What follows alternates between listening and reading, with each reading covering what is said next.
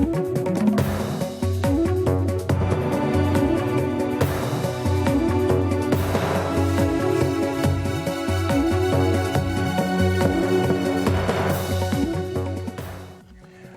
मैं रविश कुमार। वो दिन आएगा नहीं बल्कि वो दिन आया हुआ है जिसमें भारत के अन्य मुद्दों को सामने आने के लिए भावुक और धार्मिक मसलों से संघर्ष करना पड़ रहा है।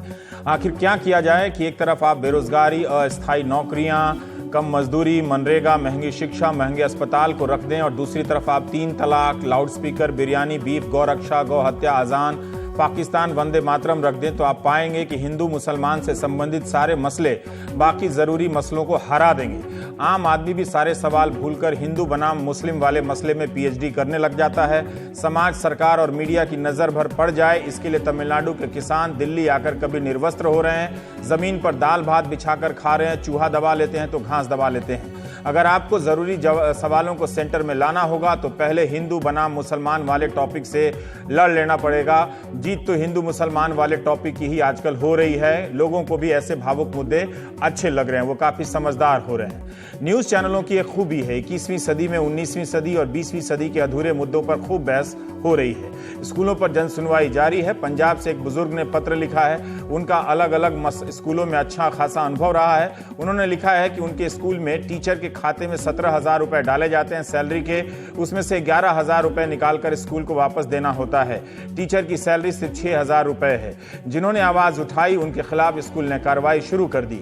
6 प्रकार के विभागों से शिकायत की मगर कोई सुनवाई नहीं हुई। schoolfree@ndtv.com पर हजारों ईमेल आए। मैंने सारे तो नहीं मगर कई 100 मेल तो पढ़े ही कमर दर्द कर गया। यह तय है कि देश भर के प्राइवेट स्कूलों में इस साल 15 से 80% तक की वृद्धि हुई है। कल ही के कार्यक्रम में तो कहा कि हैदराबाद में 100% की वृद्धि हुई है। एक ईमेल आया कि हैदराबाद के एक और स्कूल ने 50% फीस बढ़ाई है। ये सब मैं ईमेल के आधार पर बता रहा हूं। क्या किसी माता पिता की एक साल में सैलरी इतनी बढ़ती है? गाजियाबाद से एक महिला ने व्हाट्सएप पे बताया कि एक बच्चे की फीस बढ़कर 60,000 हो गई है। वो 2 बच्चों की फीस नहीं दे सकती हैं, तो सोच रही हैं कि इस साल एक बच्चे का नाम कटा लें उनके पास 60,000 हैं मगर 1,20,000 नहीं है। हो सकता है स्कूलों के कारण मिडिल क्लास की ये लोग पैसा होते हुए भी गरीब हैं। ये नए प्रकार के गरीब हैं।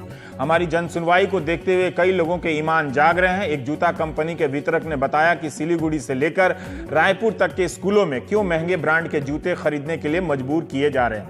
अब ये खेल देखिए, जैसे एक्शन के वेलक्रो स्पोर्ट शूज की कीमत है 700 से 800 रुपए अधिकतम।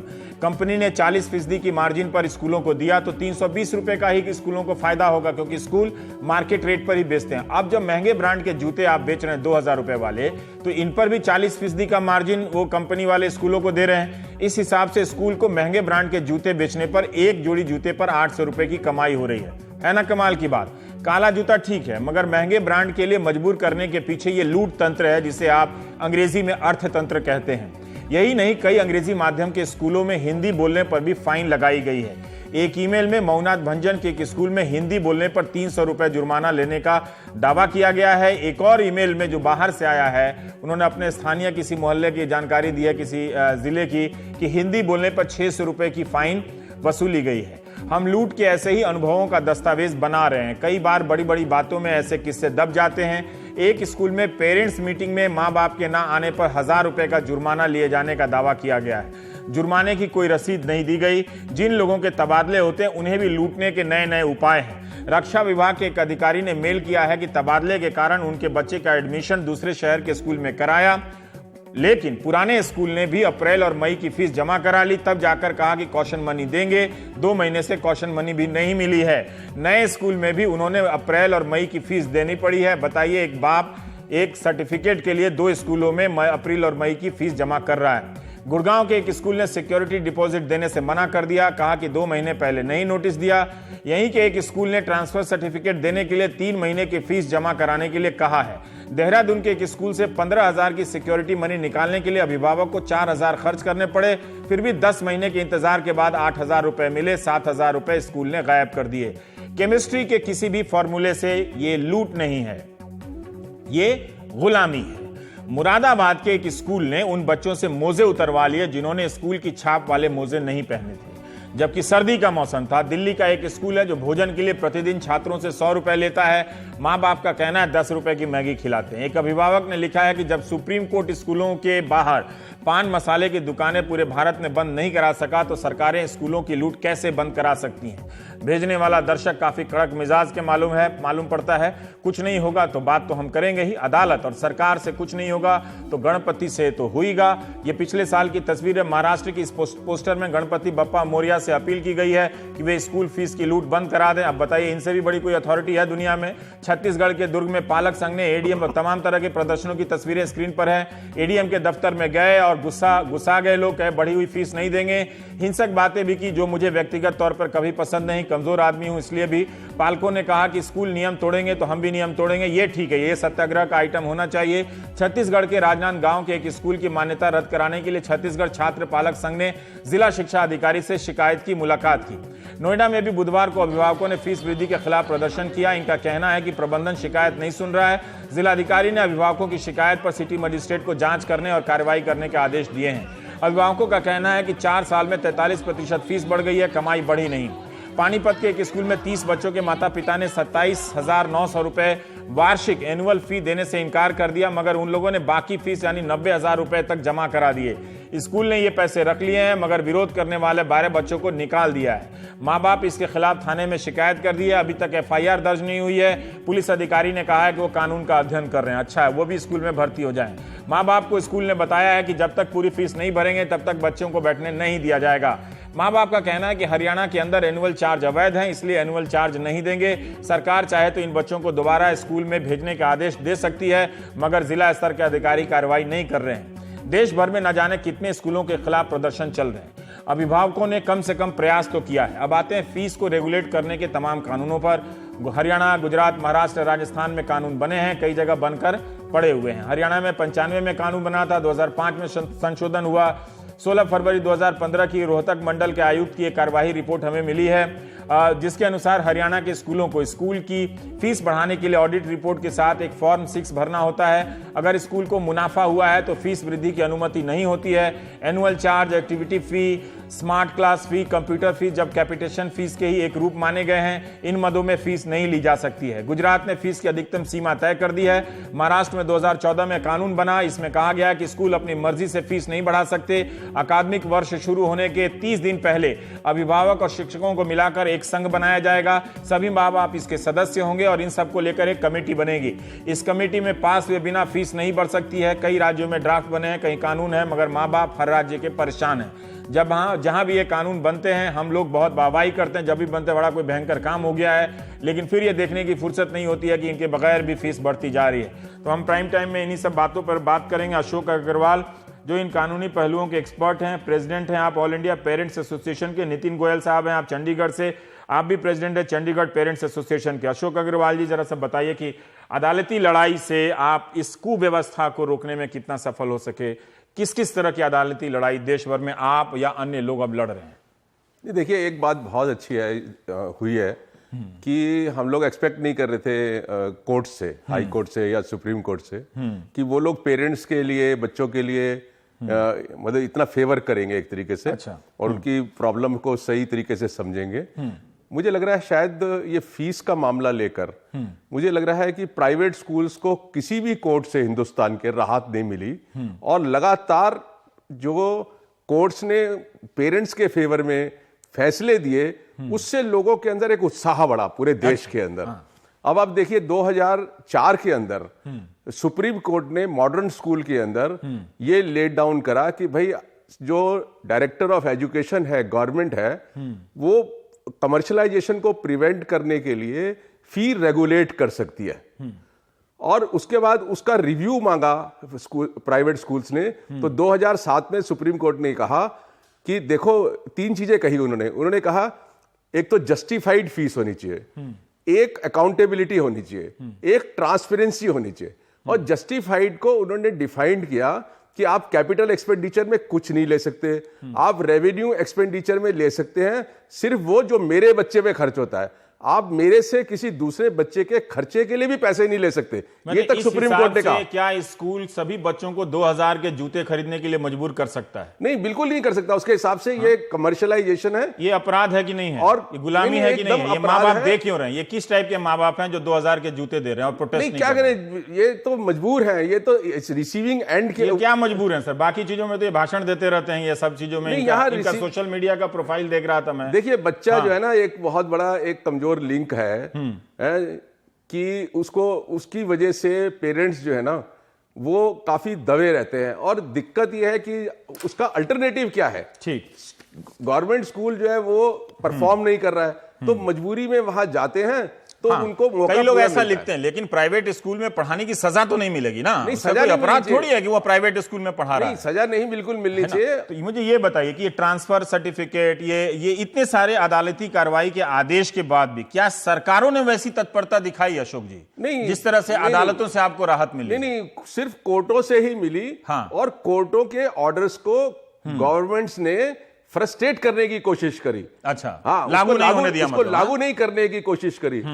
अगर अनिल देव सिंह कमेटी ने अभी 1100 स्कूलों को एग्जामिन किया, उनके अकाउंट्स, हाईकोर्ट के ऑर्डर के बाद, और उन्होंने 531 स्कूलों को बोला कि 9% इंटरेस्ट के साथ ना वापस करो, ये हाईकोर्ट का ऑर्डर है, क्योंकि पैसा वापस करो। और वो 350 करोड़ रुपया बनता है। जब 5th पे कमीशन आया तो हाईकोर्ट के इंटरिम ऑर्डर से 400 करोड़ रुपया ज्यादा ले लिया, जो आज तक वापस नहीं हुआ। 350 करोड़ रुपया जस्टिस अनिल देव सिंह कमेटी ने ऑर्डर किया। तो जुडिशियल दिल्ली की बात बता रहे हैं। दिल्ली अगर इसी तरह से अगर अध्ययन किया जाए जैसा कि दिल्ली में हुआ, भले मिला या ना मिला, तो पता तो चलेगा कि स्कूलों पर ही माँ बाप का कितना पैसा बाकी है। बिल्कुल। और अभी जो 7th पे कमीशन पे आ रहा है, ऐसा लग रहा है कम से कम 500 करोड़ रुपया जो है पेरेंट्स से एक्सेस ले लेंगे। और 4 साल के अंदर अनिल देव सिंह कमेटी ने 11 रिपोर्टें फाइल करी हैं। कोर्ट ने बराबर गवर्नमेंट को बोला कि भाई आप इसको दिलवाइए, रिकवरी करिए। एक सवाल मैं नितिन जी से जाने से पहले आपसे और पूछना चाहता हूं कि ये 40%, 50% की फीस की वृद्धि क्या सही है जैसा कि लोगों ने लिखा है? और अगर है सही तो क्या इसी अनुपात में शिक्षकों की फीस की सैलरी बढ़ती है प्राइवेट स्कूलों में?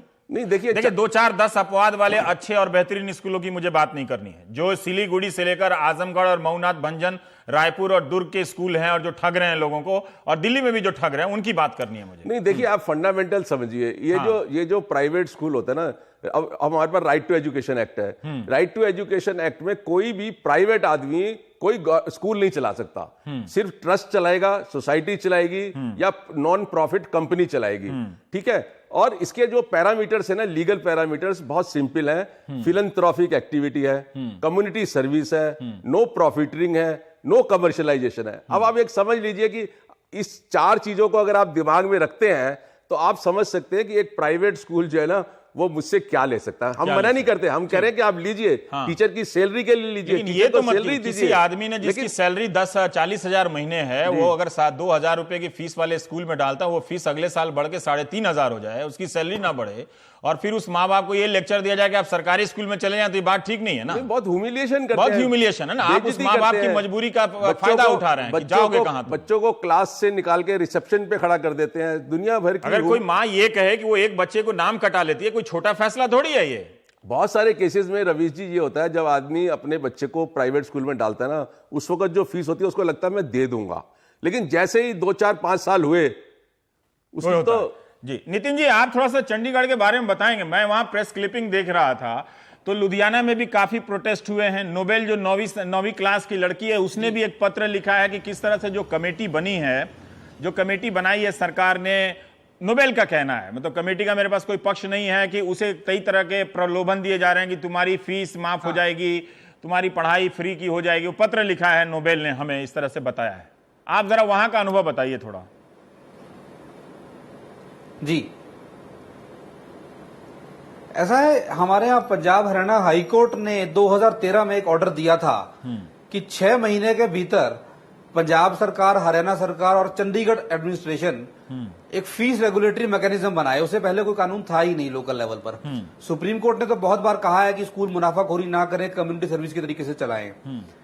तो पंजाब ने अभी दिसंबर 2016 में एक कानून बनाया जिसका नाम रखा पंजाब फी रेगुलेटरी एक्ट।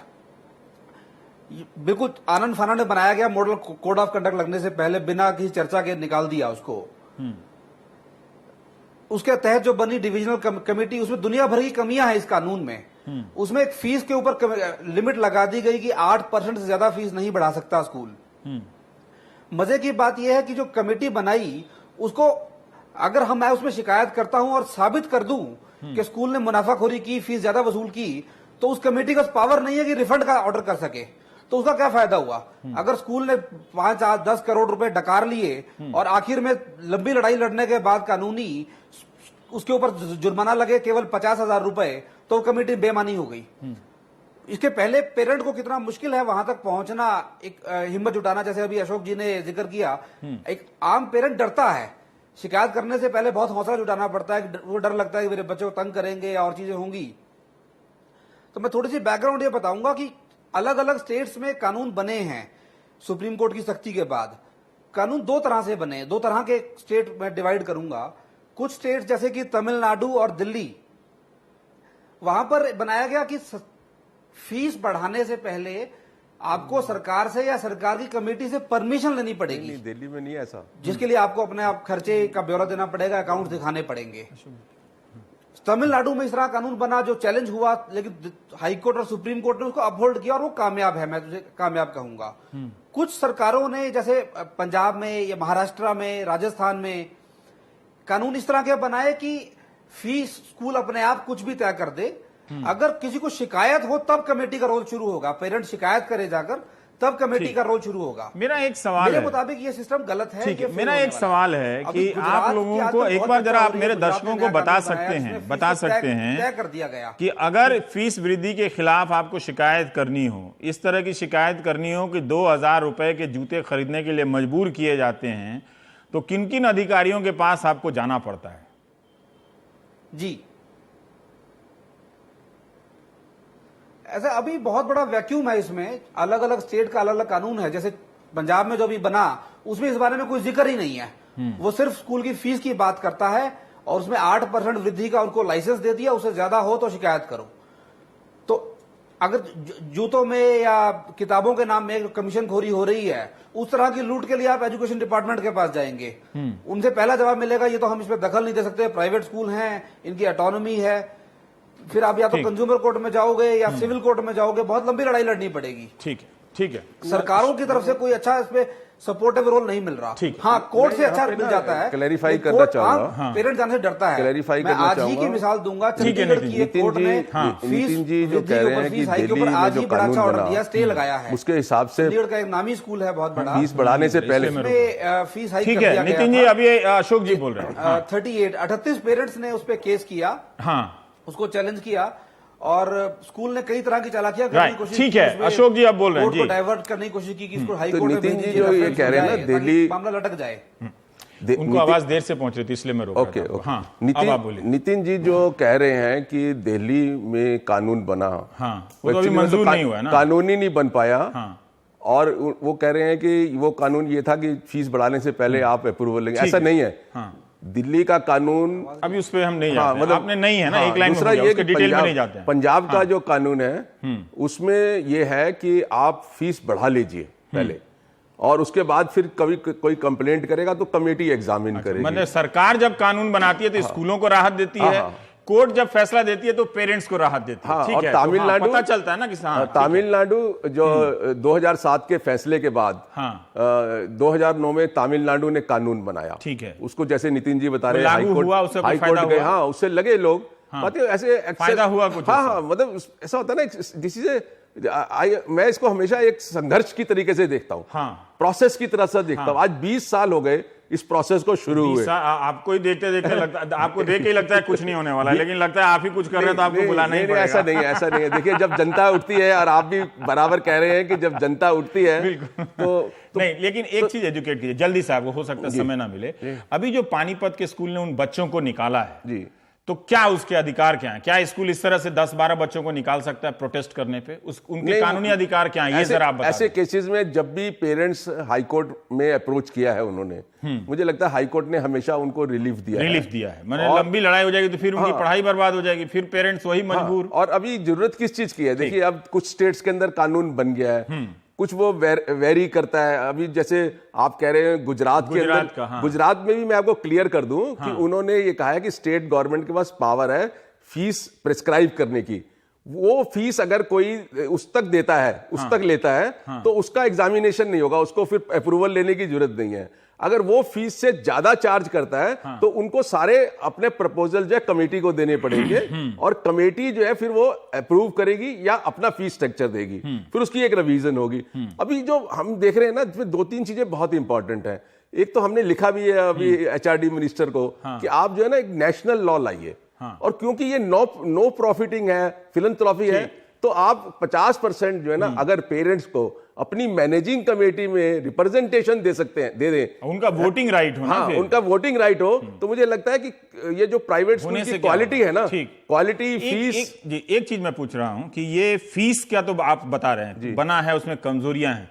ये जो कलर पेंसिल 20 रुपए का है वो 100 रुपए में बेच रहे हैं, किताबें 300 की किताबें 600 में बेच रहे हैं, मोजे बेच रहे हैं, टाई बेच रहे हैं, इसको रेगुलेट करने के लिए कोई कानून है? सुप्रीम कोर्ट ये जो कानून बन रहे हैं ना, फीस का मतलब ये है कि जो भी आपकी जेब में से स्कूल को जाता है वो सब कुछ इंक्लूड है। और एक और बहुत इंपॉर्टेंट चीज है कि जो हमारे टीचर्स हैं, कुछ राज्यों में कानून है कि उनको पे कमीशन मिलेगा, सिक्योरिटी और बाकी देश में कुछ नहीं है। तो हमारा ये भी कहना है कि एक सेंट्रल लॉ लाया जाए और उसके अंदर जो स्टेट गवर्नमेंट के टीचर्स को सैलरी मिलती है वो सारी सैलरी जो है पूरे कंट्री के टीचर्स को मिलनी चाहिए प्राइवेट स्कूल्स के अंदर, और उनको सिक्योरिटी ऑफ सर्विस मिलनी चाहिए। और एक तीसरी चीज जो बहुत इंपॉर्टेंट है, जो इलाहाबाद हाईकोर्ट ने जजमेंट दिया कि सारे सरकारी जो फंड से पैसे लेते हैं उनको जो है अपने बच्चे सरकारी स्कूल में भेजने चाहिए। अगर सेंट्रल गवर्नमेंट एक कानून बनाता है, अगर सेंट्रल गवर्नमेंट इस पे एक कानून बनाता है, अभी मोदी गवर्नमेंट जो है बड़ी बड़ी चीजों के ऊपर काम करने की कोशिश कर रहे हैं, जोश में ये भी हो जाए तो एक वो भी अगर इस तरीके का कानून बना दें तो मुझे लगता है कि वो कानून वैलिड है। अलग है, सरकारी स्कूल का हम इसे मिक्स नहीं करना, प्राइवेट स्कूल तो तब भी रहेंगे ना, तो उनकी इतनी मनमानी की तो ये कैसे रेगुलेट होगा? नहीं, देखिए, आप प्राइवेट स्कूल को ठीक करने के लिए आपको गवर्नमेंट स्कूल्स को इंप्रूव करना ही पड़ेगा, इसके बगैर ये कभी नहीं चलेगा। लेकिन अभी जो ये लूट हो रही है मोजा का, बेल्ट का, टाई का, इसको कैसे रोका? इसका यही है कि 40% फीस लोग बढ़ रहा है। इसका सिंपल यही है कि नेशनल लॉ लाना चाहिए। स्टेट गवर्नमेंट्स लगी हुई हैं लॉ बनाने के लिए, लेकिन उसमें कुछ गड़बड़ चल रही है।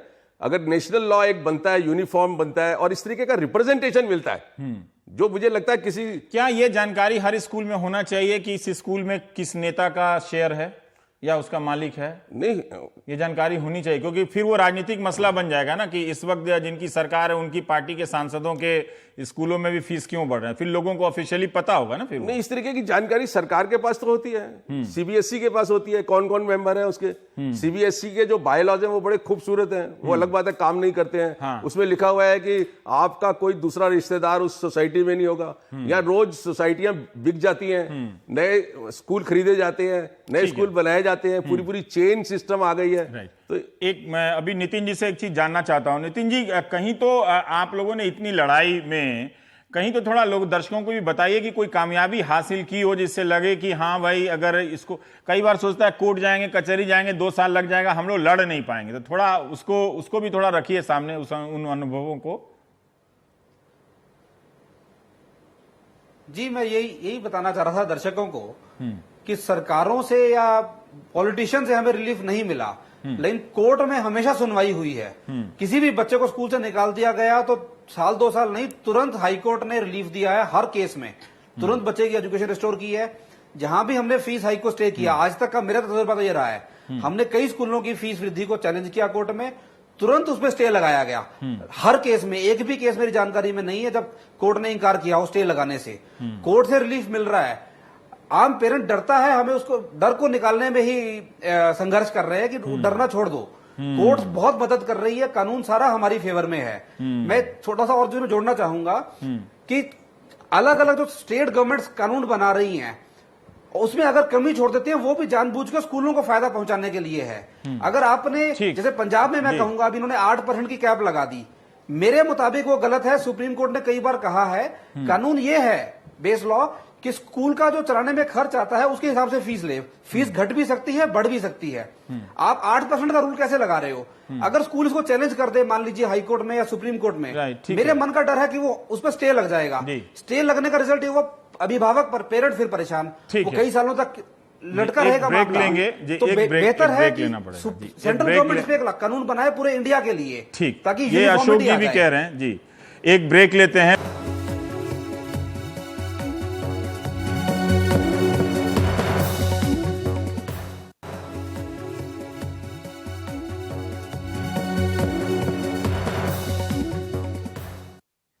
अब अशोक जी से ही बात करें। अशोक जी ये बताइए कि ये जो टीचर के साथ कई लोगों ने कहा कि 10-20 हज़ार की सैलरी होती है, एटीएम कार्ड रख लेते हैं, चेकबुक रख लेते हैं।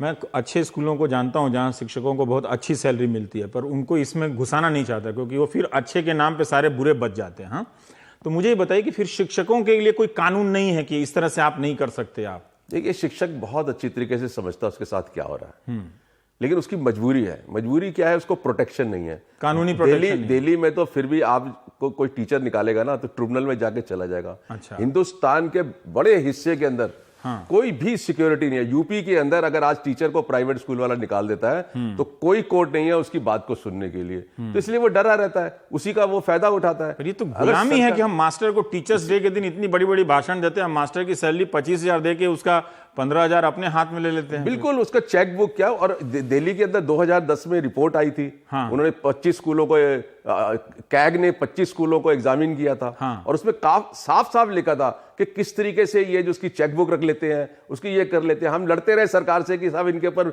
FIR लॉन्च कराओ, कोई एक्शन नहीं है, कोई FIR नहीं हुआ। दिक्कत ये है कि लोग दुखी हैं, पीड़ित हैं, और जो गवर्नमेंट्स है ना उन्होंने तो हमेशा एक नेता अभी तक नहीं बोला है सर, ना विपक्ष का, जो भारत का इस वक्त ऐतिहासिक रूप से आलसी विपक्ष है भारत के इतिहास का, उसने भी नहीं बोला कि ये गलत हो रहा है। हिंदुस्तान में ब्यूरोक्रेट्स, बिजनेसमैन और नेता, इन्हीं के स्कूल है। मेरे और आपके तो हो भी नहीं सकते और हम लोग चला भी नहीं सकते। उन सबको डर लग रहा है कि इस तरह से ज्यादा लोग सड़कों पे आ जाए तो उनकी मान्यताओं पे कहीं फिर वो सवाल ना होने लगे। इसीलिए हम कह रहे हैं कि 3 पॉइंट एजेंडा जो है ना बहुत इंपॉर्टेंट है सर। एक, सेंट्रल गवर्नमेंट जो है लॉ बनाए फी को रेगुलेट करने के लिए देश के अंदर, और उसमें 50% लॉ वो धोखे वाला ना हो। बिल्डर वालों का भी लॉ बना, लेकिन अभी भी लोग सड़कों पे प्रदर्शन कर रहे हैं, जिस तरीके के वैसा वाला नहीं हो। ये जो जैसे स्टेट्स में लॉ बन रहे हैं, इससे थोड़ा सा और बेटर बना के यूनिफॉर्म सिस्टम में एक लॉ बनाए। जैसे लाल बत्ती एक बार में हट गया, कोई एक मजबूत कानून से इसको भी साफ करना। देखिए, फंडामेंटल्स तो कोर्ट ने ऑलरेडी सेटल कर दिए कि प्रॉफिटिंग नहीं होगा, कमर्शियलाइजेशन नहीं होगा। तो ये फैक्टर्स अगर आप एग्जामिन करते हैं तो कोई भी कमेटी देख सकती है कि फीस जस्टिस, जैसे अनिल देव सिंह कमेटी ने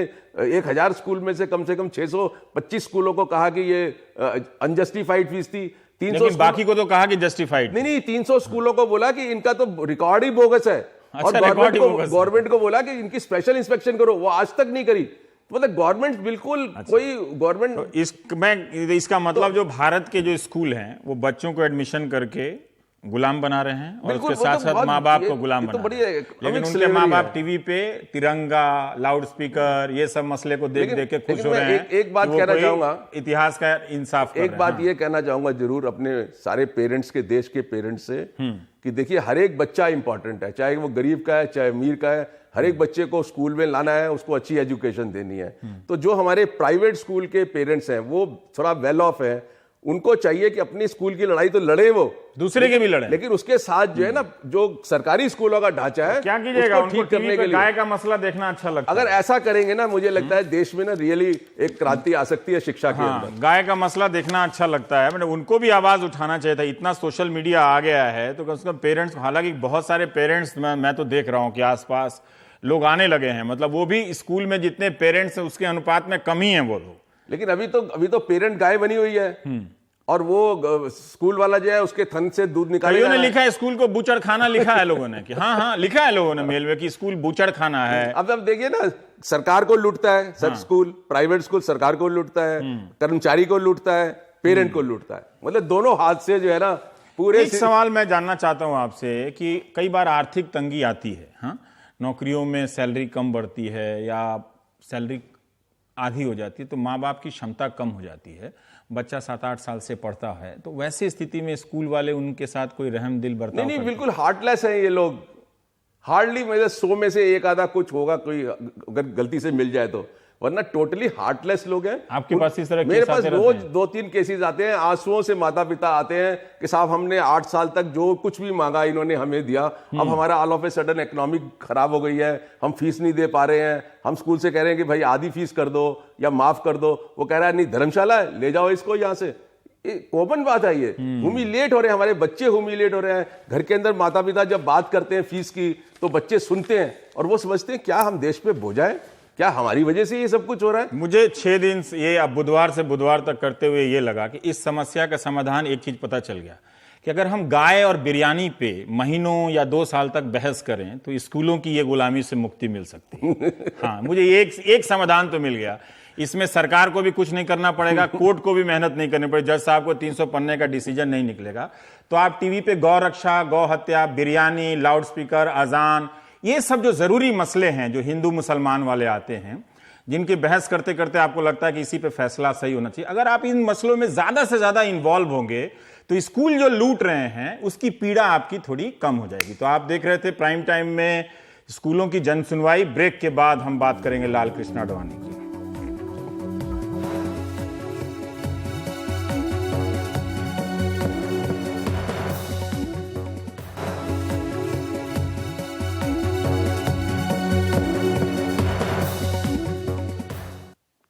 मार्च 2011 में लाल कृष्ण आडवाणी ने एक ब्लॉग लिखा कि 1992 में बाबरी मस्जिद के ढहाए जाने से बीजेपी की साख को गहरा धक्का लगा था। जिस दिन ढांचा ढहाया गया वो उनके जीवन का सबसे दुखद दिन था। जिस घटना को आडवाणी अपने जीवन का सबसे दुखद दिन बता रहे हैं, उसी घटना की साजिश रचने के आरोप में उनका ट्रायल होगा। सुप्रीम कोर्ट ने आदेश दिया है कि उनके साथ 12 अन्य लोगों के खिलाफ भी केस चलेगा, जिसे 2 साल के भीतर निपटा देना है, पूरा किया जाएगा। इनमें सांसद मुरली मनोहर जोशी भी हैं, उमा भारती मंत्री हैं, राज्यपाल कल्याण सिंह भी शामिल हैं। रोज इस मामले की सुनवाई होगी। उमा भारती मंत्री रहते हुए ट्रायल का सामना करेंगी या इस्तीफा देंगी ये पता नहीं, लेकिन उन्होंने कहा है कि इस्तीफा नहीं देंगी। सवाल साजिश रचने के आरोप का है, मगर बयान शिफ्ट हो गया मंदिर निर्माण से जुड़े गौरव गान पर, जबकि दोनों बातें अलग अलग है। मंदिर निर्माण अलग मामला है, सेक्शन ए, लेकिन सेक्शन बी मामला क्या है? मस्जिद को तोड़ने का मामला, जो आपराधिक मामला है। लेकिन आपराधिक मामले का जवाब भावुक मामले से दिया जा रहा है। उस दिन हमारी सहयोगी निधि कुलपति भी वहां मौजूद थी जब मस्जिद ढहाई गई। लखनऊ के वरिष्ठ पत्रकार शरद प्रधान भी थे। शरद प्रधान कानूनी रूप से इस मामले के गवाह भी हैं। नेताओं के आपने बयान तो बहुत सुने, लेकिन आप शरद प्रधान से सुनिए साजिश के पहलू पर, कमाल के साथ उनकी ये बातचीत है। एक चीज बताना बहुत जरूरी है कि शरद प्रधान वो पत्रकार हैं जो उस वक्त रॉयटर्स के लिए वहां से रिपोर्ट कर रहे थे और वो 14 दिन उनका क्रॉस एग्जामिनेशन हुआ है गवाही देने में। 102 पेज की उनकी गवाही है और वो अकेले ऐसे गवाह हैं जो कॉन्स्पिरेसी की गवाही, कॉन्स्पिरेसी के जो विटनेस हैं, उन्होंने गवाही दी है कि कैसे बाबरी मस्जिद को गिराने के लिए कॉन्स्पिरेसी की गई और फिर उस कॉन्स्पिरेसी को कैसे इंप्लीमेंट किया गया। शरद जी, आपने कॉन्स्पिरेसी का जो पार्ट है उसके कैसे आप गवाह बने? वो इस तरीके से हुआ कि वहां पे जो है टेलीफोन पे एक कॉन्वर्सेशन हो रहा था और वहां वीएचपी का एक, बाबरी मस्जिद के ठीक पीछे एक वीएचपी का मीडिया सेंटर हुआ करता था। एक बड़ी टूटी फूटी बिल्डिंग में पतला सा जीना था, उसके ऊपर से जाते तो अमूमन प्रेस वाले, क्योंकि उस जमाने में ये मोबाइल्स नहीं थे और एसटीडी कॉल करने के लिए पोस्ट ऑफिस जाना पड़ता था, तो वहां पे एक जरिया बन गया था लोगों को उनका फोन इस्तेमाल करके अपने रिपोर्ट्स भेजने के लिए। तो ये एक रोज पहले 5 दिसंबर को, हम 5 तारीख से वहीं पे थे, तो हम 5 को वहां पहुंचे। जब ये पूरा वहां पे तय ये हो गया था कि भाई अब जो है कार सेवा, खाली कार सेवा इस तरीके से होगी कि वो जो प्लेटफॉर्म बना था सीमेंट का, उस पे आकर के 2-2 मुट्ठी मट्टी गिराएंगे सरयू की और वसूली से वहां ठोका ठाकी करेंगे साधु संत। तो हम ये रिपोर्ट करने के लिए कि बड़ा तो ये तो एंटी क्लाइमेक्स हो गया, हम जल्दी से भागे वहां मीडिया सेंटर। तो मीडिया सेंटर की जब सीढ़ी पे हम चढ़ने लगे तो वहां पे किसी को बात करते सुना, कोई फोन पे ऑलरेडी ऊपर था, जो ये कह रहा था कि हाँ भाई 200 वसूलियां शाम तक भेज दो। तो हमें एकदम वो अपना जर्नलिस्टिक शक्की मिजाज, तो हम रुक गए। हमने कहा सुने इसकी बात क्या है। तो वो कहने लगा कि भाई 200 वसूली, 200 बेलचे और 200 तसले शाम तक, रात तक पहुंच जाने चाहिए। कहा, उसने बोला हाँ हाँ उसी पते पर, इतनी बात, मतलब वन साइड का कॉन्वर्सेशन हम सुन रहे थे। उसने बात खत्म करी तो हम बड़ी स्ट्रेटेजिकली हमने 2-3-4 स्टेप्स नीचे कर लिए। तो वो उतरा तो हमने अपनी शक्ल, हमने उसको अपनी शक्ल नहीं दिखाना चाहते थे, वो भी हम जाहिर है हमें अपनी, उसको पता नहीं था हम कौन है। तो खैर वो नीचे उतरा, हम ऊपर गए, हमने वहां से फोन करा, हमने रॉयटर्स को बताया। उस वक्त हमें ये तो शक हुआ कि ये जरूर कोई चीज है, ये क्यों मंगा रहे हैं, बेलचे की क्या जरूरत है, बेलचा तो खोदने की चीज है, वसूली भी तोड़ने की चीज है। उसके बाद जब ये डेमोलिशन हो गया नेक्स्ट डे, और फिर ये समझ में आया कि ये तो पार्ट ऑफ मेजर कंस्ट्रक्शन। जब सीबीआई ने पूछताछ शुरू करी तो मुझसे काफी, क्योंकि हम वहां पे एक उसका जो एंटायर डेमोलिशन है, चला कि वो ये बता आदमी कौन था, वो इस तरीके से पता लगा कि सीबीआई को जब सीबीआई को हमने ये बताया किस्सा कि इस तरीके से हमने एक कॉन्वर्सेशन सुना था, तो उन्होंने हमसे ट्रैक इस तरीके से किया कि उन्होंने बोला कि आपने उसका पता है आपको शक्ल, मैंने कहा नहीं शक्ल तो मैंने नहीं देखी उस आदमी की, लेकिन बाकायदा इतने बजे समय मुझे आता। और हमने कहा, फिर उनको सजेस्ट किया, हमने कहा एक तरीका ये है कि जो मैंने कॉल करी है, हमने रॉयटर्स का ऑफिस का नंबर बताया 3012024, मुझे अभी तक नंबर रटा पड़ा है, तो हमने उस जमाने वो नंबर किया है, उसके जस्ट प्रीवियस कॉल उसकी है।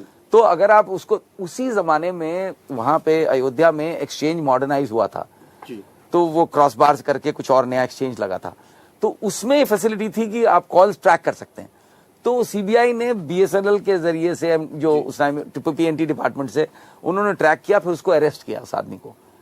और ये जो बसुलियां वगैरह और जो बेलचे आए, इनको इस्तेमाल करते हुए आपने क्या देखा और कैसे देखा, इनका इस्तेमाल क्या हो रहा था? वो इस्तेमाल इस तरीके से हुआ कि अगर आपने बाबरी मस्जिद पहले ढाने से पहले देखी होगी, तो उसकी दीवारें, जो मेन वॉल्स थी, वो बहुत चौड़ी चौड़ी थी, 2-2, 2.5 फुट की, नीचे बेस पे तो करीब 2.5 फुट की दीवारें थी।